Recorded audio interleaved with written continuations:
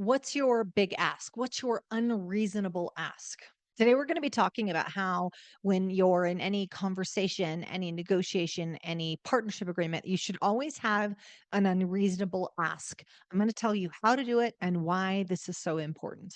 I love connecting with you each week and talking about just a variety of things. Sometimes it's about business and how to grow your business. Sometimes it's around leadership. We do a whole lot of mindset, a lot of mental gymnastics. And sometimes it's just looking at things from a different perspective. We are so accustomed to sort of walking in street view. Like if you imagine your phone's in front of you and it's telling you street view, like, okay, you can go ahead. You can't see around the bend, but you're pretty sure there is a bend. And then you'll figure out what you're going to do going forward.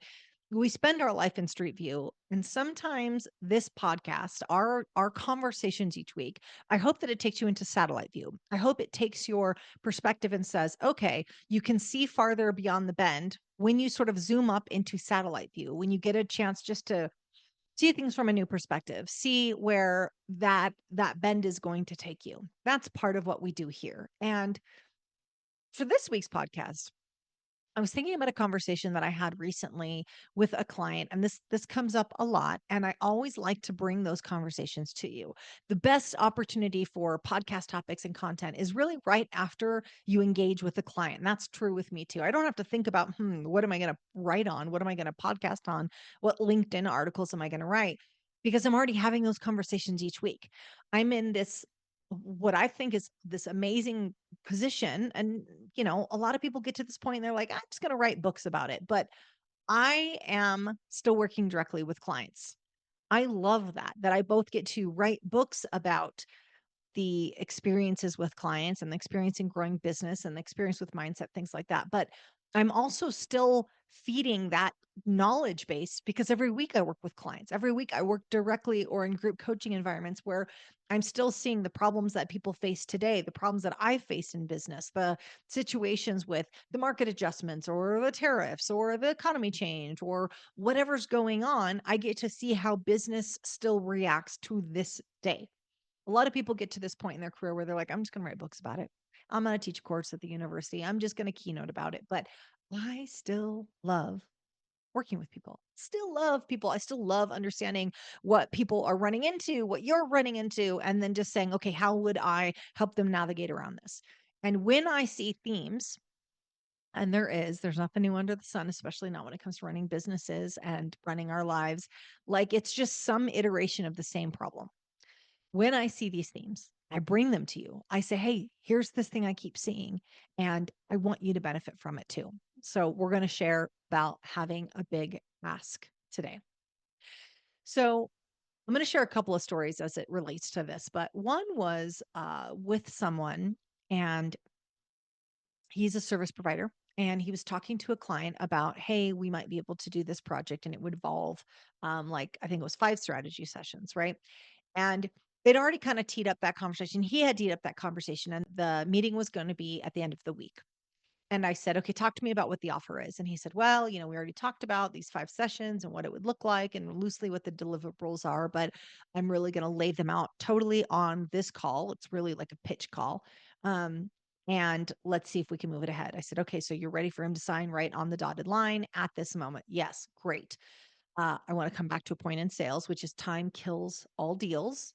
So I want to make sure that when they say yes, that these got the opportunity right then to engage them, whether it depends on your business, but whether that's sending out an invoice link now, sending out, a payment platform, it might be your bookkeeping department invoicing him right away.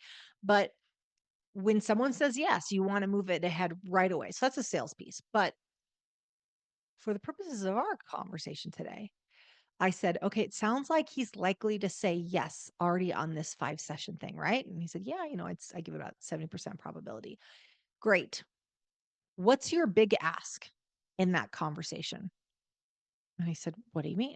I said, well, if you could wave a magic wand, what would this client do? Because you're saying you like this client's great, like right in your wheelhouse, and you're really excited to engage with him. What would be the best case scenario for this client? If you could do anything with him, what would it be? And he thought about it and he said, well, actually, I'd love to go on retainer with him. Well, what does that look like? I don't know, maybe 150 a year and this. And, it took a little prodding because he hadn't really fleshed it out. But we went 2 or 3 questions in, and it was a retainer. He'd be working with them every other week. He'd be engaging with their ops manager, and it would be a pretty big jump from the original offer he was talking about. I said, great. Make sure you pitch him for that too. And he said, well, no, our conversation's about that. I said, yes, but what you're going to be doing is looking for an opening to mention your, some people call it now, a higher ticket offering. You should be moving people along sort of this escalation with you of, they come in at one level, you bump them to the next level. And if it's appropriate, if they're a good fit, if you know you could help them at a higher level, great. Then make sure you've got your big ask in there, or your big offer in this instance. But this is not just when you're pitching clients or prospects in this instance. You should always know what the big ask is. You should always know if you're, you want to write a book and you're going to sit down and meet with this author and you're super excited and you think, oh, if I could just get 45 minutes of their time, I would love to ask them questions about this, and this. First, as you know from the previous podcast, prepare for that meeting, have a list of questions, respect their time. However, you should also have a big ask. You should be prepared for the, okay, well, if you could have any arrangement with this author, what would it be? Well, I don't know. I guess I'd love to go to their workshop that they do, but it's closed to the public and I can't. All right, well, talk to me about that workshop. Ask for the big ask. The answer to the unasked question is always no. And it's amazing to me how many times people know the thing that they would really love to have, and they're the ones self-selecting. We do this all the time. They're the ones saying, "Yeah, but the writers conference is closed. It's not it's a private thing. It's not a public." Okay. It's well, the client's agreeing to these 5 sessions. I don't want to like try to upsell them right away. Why? They're impressed with your services. You know you could help them. They like what you can do. Why, if you believe in your product or services, why wouldn't you want to put them into the best, albeit the most profitable, but the best solution for them? This applies in every aspect of our lives. Whenever we're sitting down with someone, we should think about a big ask. If you're in a networking event and you meet someone who has scaled franchising businesses and you really want to get into the franchising business, don't simply go, well, I'd love to, buy the guy a drink and talk to him for 15 minutes. Yes, do that. But also have your big ask. It might look like, God, you got such amazing information and I really respect your time and what you have to offer. Is there any way you and I could set up a Zoom call? I will set it up. Don't make the person helping you out burn any calories. Like, you do all the back end work for them, but I'll set up the Zoom. I'll make sure that it works with your calendar. But is there any way we could just, get on a call for 60 minutes specifically to talk about how you franchised these businesses? It's not that there's a lack of opportunity. It's that we are unwilling to withstand the awkwardness of pursuing those opportunities. I'm amazed how often when I push back on clients, when they say, okay, this is what I'm going in for, and then I say, what's your big ask? They've already talked themselves out of it, and they will try to talk me out of why it is not appropriate to make that big ask right now. And here's why this is so important. This is why self selecting is so detrimental. Somebody else is making the big ask.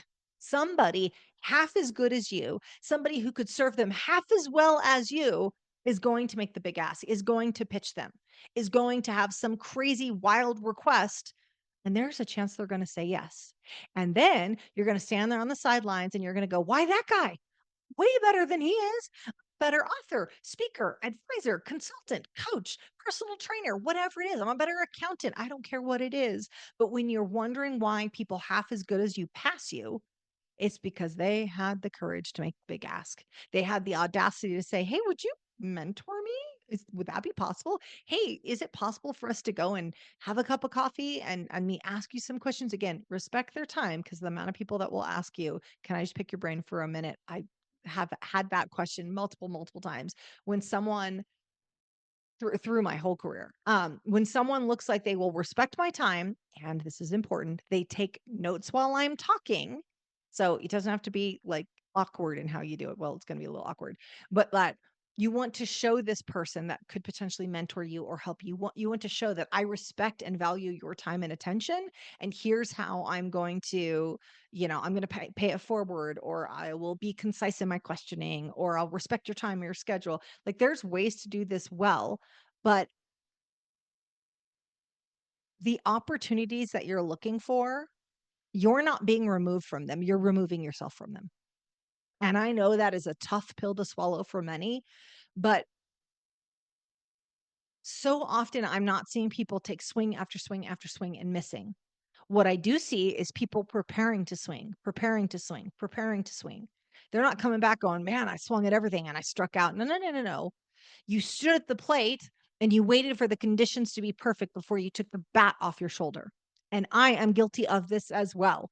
Like it takes one to know one. I've been there, I have done that, and I have not made the big ask. I have seen a business that I could have helped and I didn't propose it to them years ago because I thought it would be awkward. We're friends. Is this going to be weird? They're already working with somebody. Like I've been there too. Ask, always ask. Like take the shot. Always, always, always take the shot. There was a guy I was working with years ago. I was in a group with, and he was talking about providing, we'll say, energy bars to this race group that was coming into town. And I remember him saying, "Well, if I could get them to buy 50 of them, that would be amazing." And I was like, "This is a nationwide race group. Why are we selling them 50? Your time is worth more than 50." And I said, "What would the big ask be? If you could do any kind of business arrangement with them, what would that look like?" And and see, it's funny. He's like, "Well, you got to understand that they're already, they have this contract with this other company, and and they used to work with the competitor." Okay, okay, okay, yeah, yeah, yeah. There's a thousand reasons, but zero excuses. So, what would be the big ask? Get into a creative space and tell me what the big ask. And he said, "Well, it would be that they, I don't know, provide my bars at every one of their events." Okay, now that sounds like numbers you can get behind. Why aren't you asking that question? I'll give you another question. What would need to be true for that to be easy? What would need to be true so that that person, that race director, felt compelled to say yes? Don't tell me all the reasons it's not going to work. Tell me what would need to be true for them to say yes. Please don't self select from the best moments of your life and business. Because what most of us are doing is we're articulating the bare minimum. Well, I would take 50 bars. I would take 5 sessions. I mean, I guess it's worth my time at 5 sessions. We are so good at, like, very good at articulating the bare minimum that would be worth our time, our energy. Well, I guess I would do it for, I don't know, I'd do it for 10,000. I'd do it for 50,000, whatever your industry is. We're just moving decimal points around, but we are very good at articulating what is the worst we will take, what the bare minimum that we would take is. I instead want you to think about what your big ask is. You should always have it in your back pocket. You should always you go to an event, you're going to a networking event, have a big ask. Well, if I got a chance to sit down with this person or that person, what would be my big ask? Don't blow those opportunities. Be ready for them. There should be like a good, better, best. Stop articulating the bare minimum. You're too good. If you're listening to this podcast, you're actively working to get to the next level of success. You're educating, you're elevating, you're executing. You should not be looking for bare minimum. You should be looking for a hell of a lot better than that. So stop articulating that bare minimum and focus on what your big ask is. So I'm gonna do something a little different today. So I asked 3 clients of mine, um, what because it's not just about the big ask. The big ask is not what's holding you back. It's the story you have about what making that request means. That's the story you have, some limiting belief around, well, I can't make that big ask because, and right after the because is almost always a limiting belief. So I'm going to tell you real quick. So I asked 3 clients about their big asks and what was getting in the way. And I appreciate that they answered me this, that they answered this. So one of them was Laura said, I'm not in good enough shape to have this world class athlete train me. So she really wanted this amazing athlete, phenomenal human, to train her. And Laura's like, feel like I'm not in good enough shape to ask that question. I asked Diego the same question. He said, I'm not far along enough to bother so and so with my questions. I'm not far enough to bother this more successful person with my questions.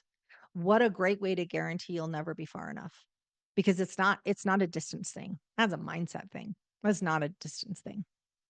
The third one, I asked her, She wanted to start this new business and she knew someone who'd run a very similar business. And her big ask was around asking this person who had been very successful in the retail space to help.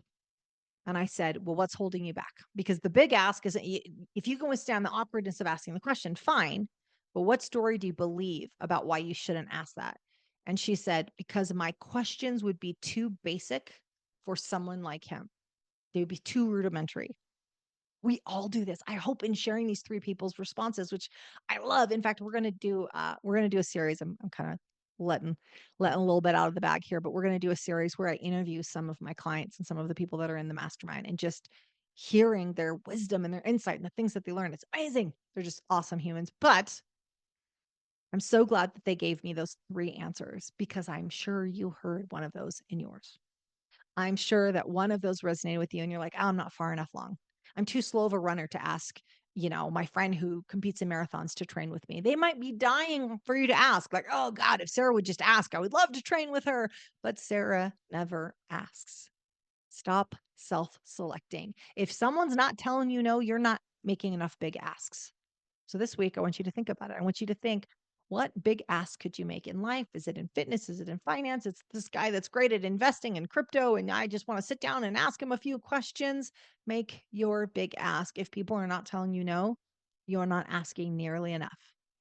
Thanks, and I'll talk to you next week. I hope you enjoyed that video as much as we did. We've got another one coming your way. Join us in the next video, and let's level up together. Is it work? Yeah, it's work, but you're worth it.